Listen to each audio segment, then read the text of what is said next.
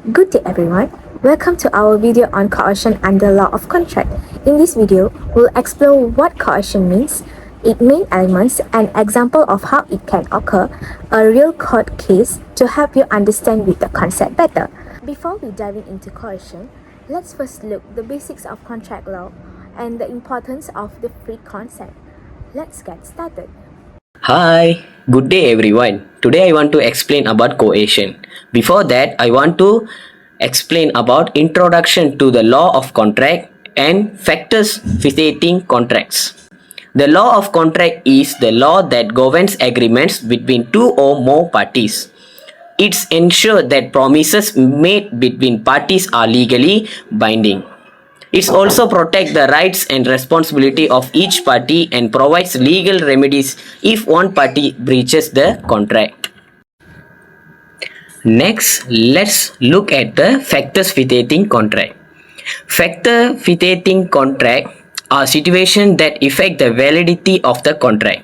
They occur when the consent of one or both parties is not given freely or it's obtained improperly.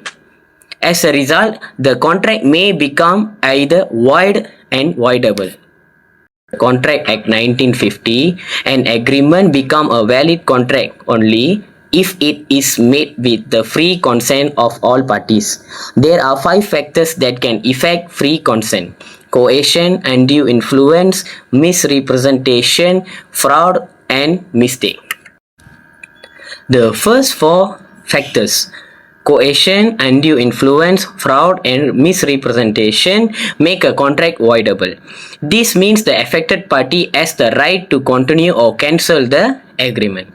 However, if there is a mistake, the contract becomes void, meaning it has no legal effect from the beginning.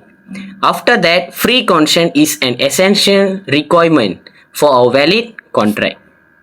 Now that we have learned about the law of contract, section 10, and the importance of free consent, let's take a closer look at coercion. Coercion means forcing a person enter into a contract against their free will by using threats, violence, or other unlawful pressure. Because the person's consent is not given freely, the contract may be challenged in court. There are 4 main elements of coercion. First, there must be the use of threats or force. One party threatens or uses physical force to make another person agree to the contract. Second, the act must be unlawful. The threat or action must involve something that is illegal or prohibited by the law. Third, there must be an intention to force consent. The purpose of the threat or unlawful act is to pressure the other person into agreeing to the contract. Finally, the consent is not freely given.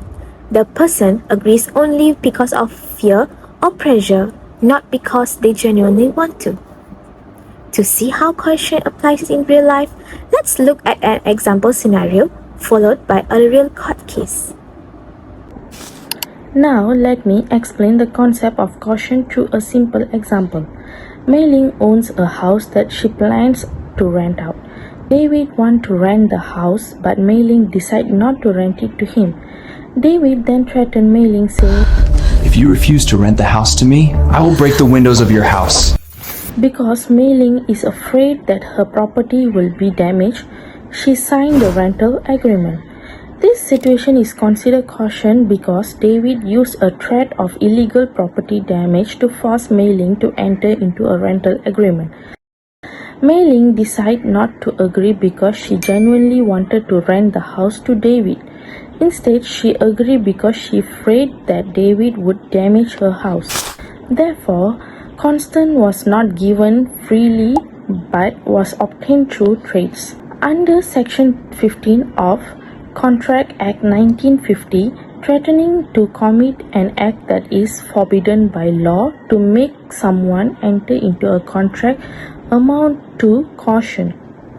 As a result, the rental agreement is violated, meaning Mei Ling has the legal rights to cancel the contract because her consent was not freely given.